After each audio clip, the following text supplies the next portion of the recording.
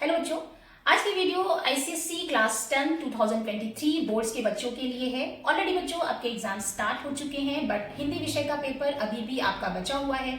और कई बच्चे मुझे कमेंट कर रहे थे कि मैं आप लोगों को सेक्शन बी के इंपॉर्टेंट चैप्टर्स बताऊं। ठीक है, तो आज की वीडियो इसी संदर्भ में है। आप लोगों का 23 बोर्ड्स के बच्चों का जो भी एग्जाम पैटर्न है वो 2020 तक के पैटर्न के अनुसार ही हो रहा है। तो वैसे ही प्रश्न आपको आएंगे, वैसे ही पूरा पेपर आएगा।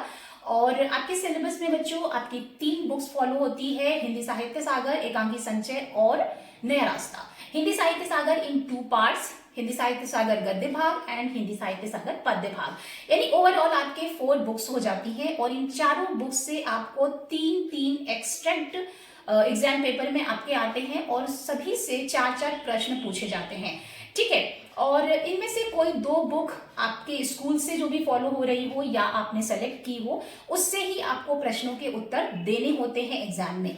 ठीक है, और दोनों ही बुक से एक प्रश्न करना अनिवार्य होता है। बाकी के 2 प्रश्न आप किसी भी दोनों बुक से कर सकते हैं। ठीक है, यानी ओवरऑल आपको 4 प्रश्नों के उत्तर देने हैं जो कि आपके 40 अंकों के हैं, यानी 40 मार्क्स का ये आपका सेक्शन बी का पेपर है। बाकी ओवरऑल आपका जो हिंदी विषय का पेपर है वो 80 मार्क्स का है।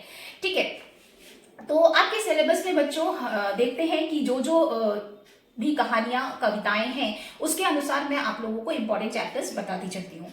ठीक है, तो हिंदी साहित्य सागर गद्य भाग जिसमें कि कहानियां हैं, बात अठन्नी की, काकी, महायज्ञ का पुरस्कार, नेताजी का चश्मा, अपना अपना भाग्य, बड़ी घर की बेटी, संदेह, भीड़ में खोया आदमी, भेड़े और भेड़िए, 2 कलाकार। ठीक है, तो ये पूरे 10 कहानियां हैं आपके सिलेबस में। और कुछ इंपॉर्टेंट चैप्टर्स हो सकते हैं 23 बोर्ड्स में आपके लिए। तो बात अठन्नी की, नेताजी का चश्मा, अपना अपना भाग्य, संदेह, भेड़े और भेड़िए, ये 5 चैप्टर्स आपके इंपॉर्टेंट हो सकते हैं। 5 कहानियों से प्रश्न आने की संभावना ज्यादा है 23 में। तो आप इन कहानियों को अच्छे से पढ़िए, फोकस करके पढ़िए, और जितने भी तथ्य विवरण हैं उनको आप ध्यान से पढ़िए। जितने भी क्वेश्चंस बन सकते हैं उसे देखिए। कहानी का उद्देश्य, शीर्षक की सार्थकता, ऐसे प्रश्न आप अच्छे से तैयार कर लीजिए। ठीक है, हिंदी साहित्य सागर पद्य भाग की बात करें तो इसमें आपके सिलेबस में है साखी हृदय की कुंडलियां, स्वर्ग बना सकते हैं वह जन्मभूमि मेरी, मेघ आए सूर्य के पद, विनय के पद, भिक्षुक, चलना हमारा काम है, मातृ मंदिर की ओर। ये 10 कविताएं आपको पढ़नी है।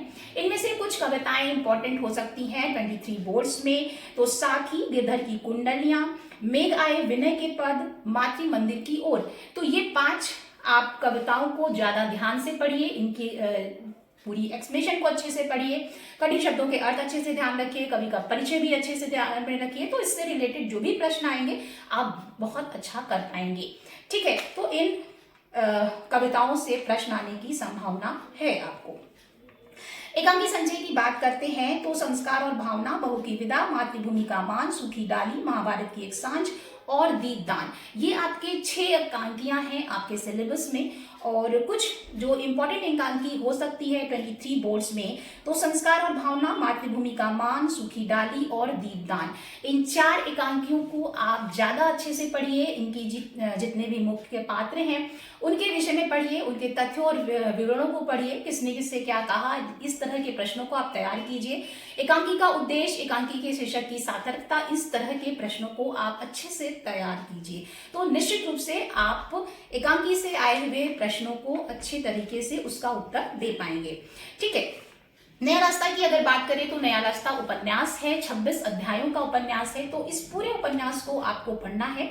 तो निश्चित रूप से आप कम से कम 2 बार आप इस पूरी उपन्यास को पढ़िए।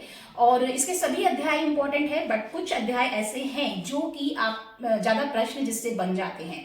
तो अध्याय 2, अध्याय 5, अध्याय 7, अध्याय 9, अध्याय 12, अध्याय 16, अध्याय 17, अध्याय 19, अध्याय 20, अध्याय 22, अध्याय 25 और 26, ये कुछ इंपॉर्टेंट अध्याय हो सकते हैं आपके 23 बोर्ड्स में। इससे प्रश्न आने की संभावना हो सकती है। तो इन अध्यायों से आपको प्रश्न आने की संभावना ज्यादा हो सकती है, तो इन अध्यायों को आप अच्छे से तैयार कीजिए, इससे रिलेटेड प्रश्नों को आप अच्छी प्रकार से पढ़ लीजिए, ठीक है। और मुख्य पात्र मीनू का चरित्र, उसके चरित्र की विशेषताएं, इस तरह के प्रश्न भी आप तैयार कर लीजिए, ठीक है बच्चों।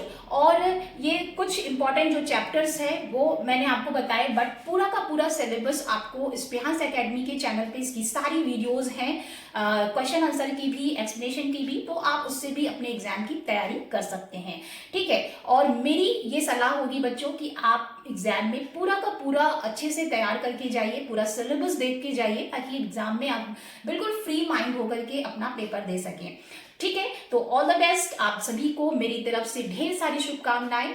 All the best, thank you.